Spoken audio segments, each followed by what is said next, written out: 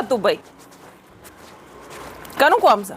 બેન, હું તમારી સોસાયટી અને આ વિસ્તારનો બીએલઓ છું અને અત્યારે મતદાર યાદી સઘન સુધારણાનો જે કાર્યક્રમ ચાલે છે તો એમાં તમારા ઘરના જે સભ્યોના નામ મતદાર યાદીમાં નોંધાયેલા હોય ને એમને આ એક એન્યુમરેશન ફોર્મ આપવાનું છે.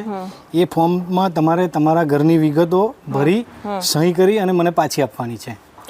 આ આજુબાજુ વાળો તો બધો એવી વાત કરતો હતો કે આવા કસામાં આપણે કરીએ તો ચૂંટણી કાર્ડમાંથી નોમ નીકળી જાય. ના, એવું ખોટી વાત છે. તમારી સોસાયટીના પ્રમુખ સાહેબ જે ખરા ને એમને હું ગઈકાલે મળ્યો છું. એમને આ બાબતની સમજણ આપી છે કે આવું કરવાથી નામ નહીં નીકળે અને એમને એમના ઘરના ફોર્મ પણ મેં આપી દીધા છે અને મેં અત્યારે બોલાયા છે પ્રમુખ સાહેબને. એ આવતા જ હશે હમણાં. બોલો બોલો, કેમ છો બેન? મજામાં? આવો અંદર આવો. હવે આપણા છે ને બીએલઓ છે, આપણી જે મત વિસ્તાર છે એ સોસાયટીના બીએલઓ છે. હવે આ જે કાર્યક્રમ છે ને એક રાષ્ટ્રીય કાર્યક્રમ છે અને એ સ્પેશિયલ ઇન્ટેન્સિવ રિવિઝન, એ કદાચ તમે સાંભળ્યું, એને શોર્ટ ફોર્મ આપણે SIR થી ઓળખીએ છીએ.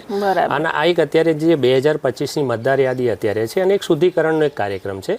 એમાં ખાસ એનો ઉદ્દેશ એવો છે કે જે લાયક મતદાર છે 18 વર્ષની ઉપરના, એ આમાં અંદર એન્ટર થઈ જાય અને જે ગેરલાયક મતદાર છે એ લોકો આમાંથી બાકાત થઈ જાય. એના માટેની એક આ રાષ્ટ્રીય કામગીરી ચાલી રહી છે.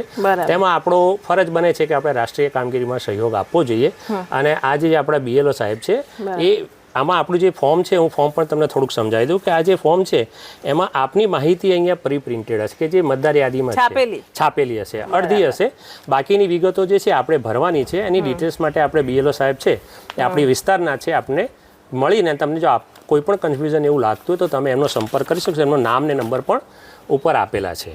આ સાહેબનો મોબાઈલ નંબર આપેલો છે? આ સાહેબનો અહીંયા ઉપર નામ ને મોબાઈલ નંબર આપેલા છે. તો તમને એવું કન્ફ્યુઝન લાગે તો તમે એમનો સંપર્ક કરી શકો છો. અને ભાઈ ઘરે આવે તો એવું કહેજો, તો રાત્રે એવું હશે તો હું પણ બેસવા આવીશ આપને ત્યાં ને સમજાવી જઈશ. હા, બરાબર. લો, આપી દો. ચાલો, કશું નહીં સમજાય તો તમને ફોન કરી દઈશું અથવા તો તમને બોલાવી દઈશું. ચોક્કસ.